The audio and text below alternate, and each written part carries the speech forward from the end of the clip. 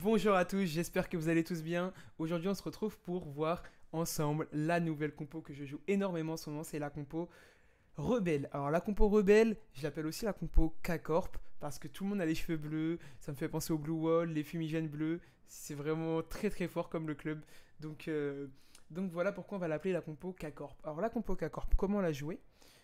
On va la jouer autour de plusieurs champions. On va avoir Zoé en tant que carry AP si jamais on a plus d'items AP. Et on va avoir Ez en tant que carry AD si on a plus d'items AD. Avec la possibilité de passer les items d'Ez à Jinx. Pour une belle Jinx 2 étoiles, ça peut être très très fort. Bien évidemment, notre tank sera Ilaoi.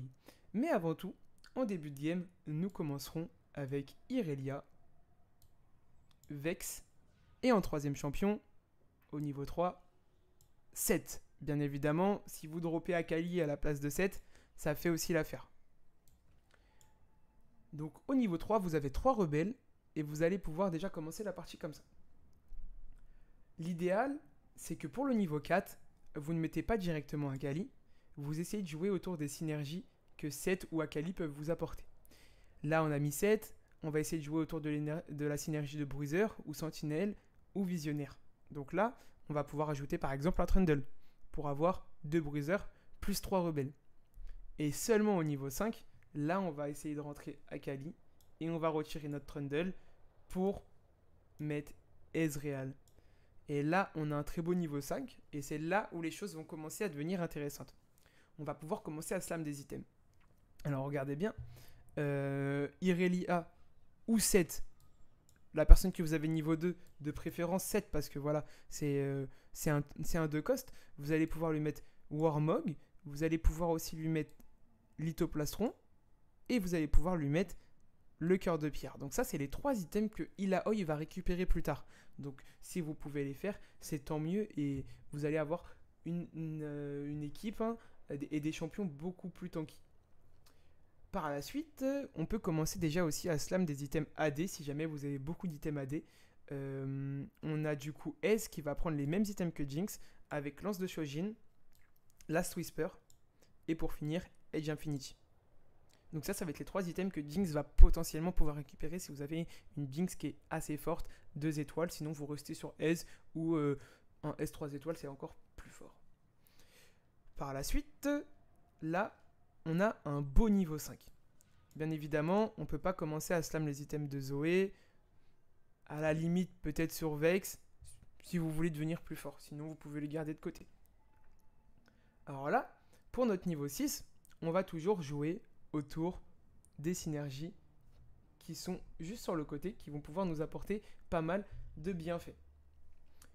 Et au niveau 7, on va pouvoir ajouter notre cher Ilaoi et notre cher Zoé. Hop là. Alors, Ilaoi va pouvoir récupérer tous les items que 7 a. Hop. Et du coup, Zoé va potentiellement récupérer les items que vous avez posés sur Vex. Alors, les items de Zoé, ça va être le Gankrit, ça va être aussi la Shojin, et ça va être la dent de Nashor qui est juste ici. Et là, vous avez une Zoé qui est très très forte. Hop là. Donc, à ce moment-là de la game, normalement, vous avez déjà décidé si vous jouez AD ou AP. Moi, je préfère jouer AP, donc je préfère mettre mes items sur Zoé. Et lorsque je joue Zoé, alors écoutez bien parce que c'est là où du coup ça va devenir un peu plus complexe.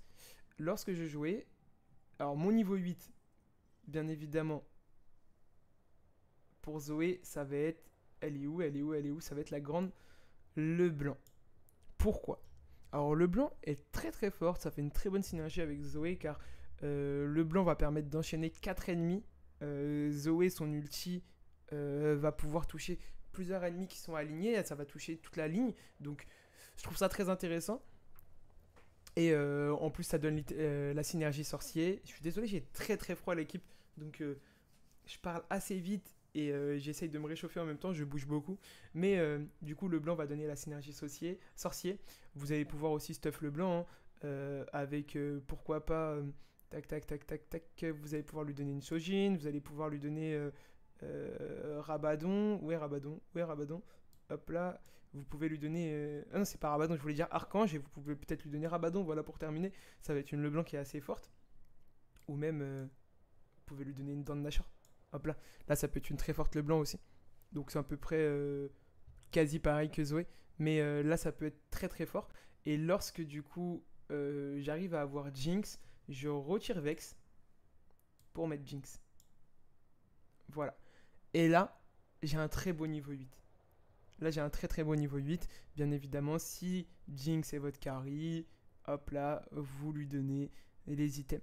Alors là, vous allez me dire, oui, mais Ryan, tu nous as dit que quand tu jouais Zoé, tu mettais le blanc. Mais quand tu joues pas Zoé, qui mets-tu?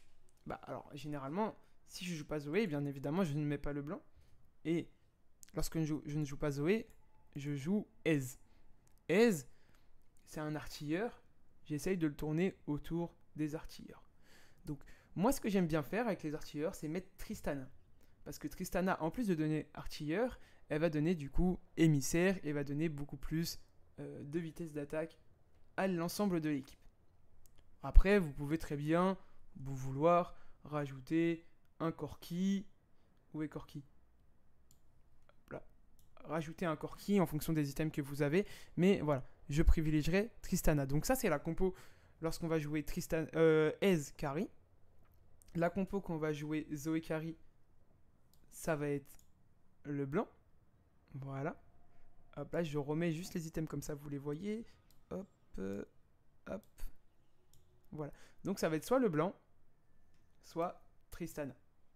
Et là, vous pouvez me dire aussi, non mais Ryan, c'est qui que tu mets du coup si tu joues Jinx Carry? Et là, je vais vous dire, vous avez raison. Si je joue Jinx Carry, là je vais rajouter Echo. Hop là, je vais mettre Echo ici et je vais donner du coup les items à Ez.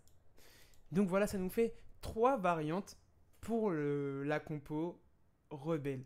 Donc c'est intéressant parce qu'en fonction des items que vous avez, en fonction de ce que vous droppez, les champions que vous avez ou pas, vous pouvez vous réadapter et jouer du coup la compo rebelle autrement. Voilà. J'espère que cette vidéo vous a plu. N'hésitez pas à me faire des retours. N'hésitez pas à me dire si j'ai été trop long, pas assez clair, si je parle trop vite. Moi je débute.